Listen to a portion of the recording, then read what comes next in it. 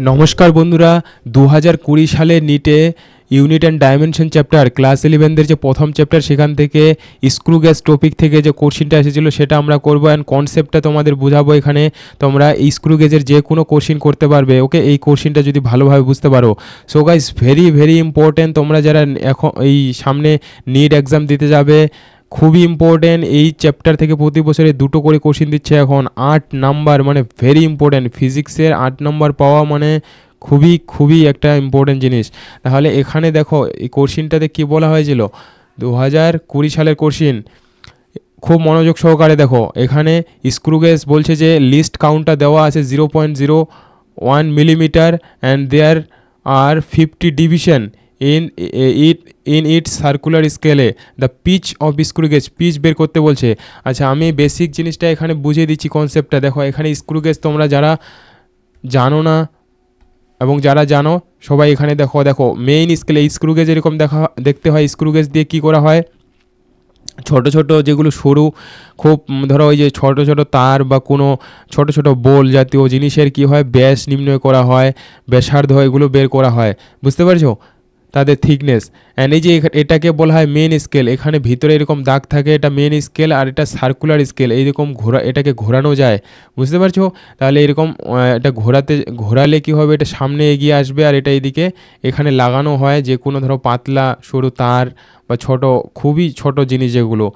এখন এখানে তোমাদের বেসিক যেই জিনিসটা বুঝতে পারলে, যেই জিনিসটা জানতে হবে সেটা হলো তোমাদের লিস্ট কাউন্ট জানতে হবে। লিস্ট কাউন্ট জিনিসটা কি, আমরা ছোট থেকেই যে মিটার স্কেলগুলো ব্যবহার করি, তাই কি না? ছোটো বা মিটার স্কেল ব্যবহার করো 12 ইঞ্চির। তাহলে একটা যে কোনো যন্ত্র দিয়ে সব থেকে ন্যূনতম যতটা মাপা যায়, সব থেকে ছোটো যেটা মাপ করা যাবে, বুঝতে পারছো, সেটাকে বলি লিস্ট কাউন্ট। ওকে, প্রত্যেকটা যন্ত্রেরই একটা লিস্ট কাউন্ট থাকে স্কেলগুলোর। যেমন তোমাদের স্কেলে তোমরা দেখো 1 মিটারে যে স্কেলটা ব্যবহার করো সব থেকে ছোটো কত মাপা যাবে, 0.1 মিলিমিটার, তাই কি না? এখন এখানে যেটা স্ক্রু গেজের যে বলে দিয়েছে লিস্ট কাউন্ট, অ্যান্ড এখানে সার্কুলার ডিভিশনও বলে দিয়েছে মেইন স্কেলে। আরেকটা মনে রাখবে যে এটা পিচ জিনিসটা কি, পিচ জিনিসটা যখনই এই যে এটাকে 1 রাউন্ড ঘোরাবো, একবার কমপ্লিট পা ঘোরার ফলে সেটা যতটা এগিয়ে যাবে ওটাকেই বলা হয় পিচ। বুঝতে পারছো, ভেরি ইম্পর্টেন্ট। হ্যাঁ, আশা করি বুঝাতে পারলাম আমি পিচ এটা। হ্যাঁ, তাহলে এখন পিচের যে ফর্মুলাটা হয় কি না, পিচের ফর্মুলাটা তোমাদের জানলেই এখানে তোমরা কোশ্চিনটা খুব সহজেই পেরে যাবে।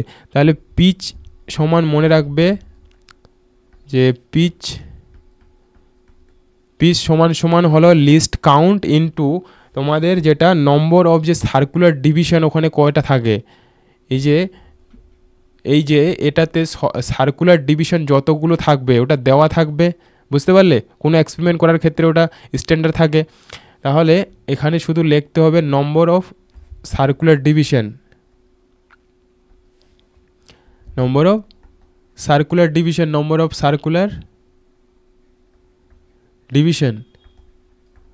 বুঝতে পারছো, নম্বর অফ সার্কুলার ডিভিশন। তাহলে লিস্ট কাউন্টটা দেখো, এখানে লিস্ট কাউন্ট দেওয়া আছে, কত দেওয়া আছে, 0.01 মিলিমিটার।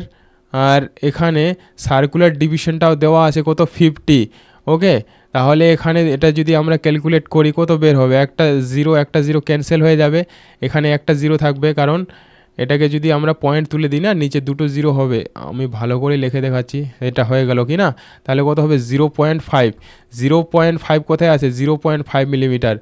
বন্ধুরা বুঝতে পারলে ভেরি ইম্পর্টেন্ট। তোমরা যারা স্ক্রু গেজ টপিকটা ভালোভাবে কমপ্লিট বুঝতে চাও, যদি মানে পুরো থিওরি আরও ভালোভাবে বুঝতে চাও, তাহলে কমেন্ট করে জানাবে। আমি এরপর একটা আলাদা সেপারেট স্ক্রু গেজের উপর ভিডিও তৈরি করে দেবো, এবং আরও কয়েকটা কোশ্চিন আছে, আরও ভালো ভালো যেগুলো কোশ্চিন স্ক্রু গেজের উপর আমি করে দেবো। কমেন্ট করে জানাতে হবে, যদি কমেন্ট তোমার পাই তাহলে আমি সেটার উপর ভিডিও তৈরি করব। So guys, thank you. Next ভিডিওতে এরকমই ভিডিও পাওয়ার জন্য, আরও তোমরা যদি এরকম ভিডিও দেখতে চাও এবং ফিজিক্স তোমাদের যদি দুর্বল থাকে তাহলে আমরা এই ভিডিওগুলো ফলো করো। অ্যান্ড এখানে তোমরা প্লেলিস্টে গিয়ে দেখবে এই ফিজিক্সের উপরেই যে এই চ্যাপ্টারের আমি প্লেলিস্ট করে দেবো, ওখানে তোমরা পেয়ে যাবে ভিডিও প্রিভিয়াস ইয়ারের question and concept. So thank you.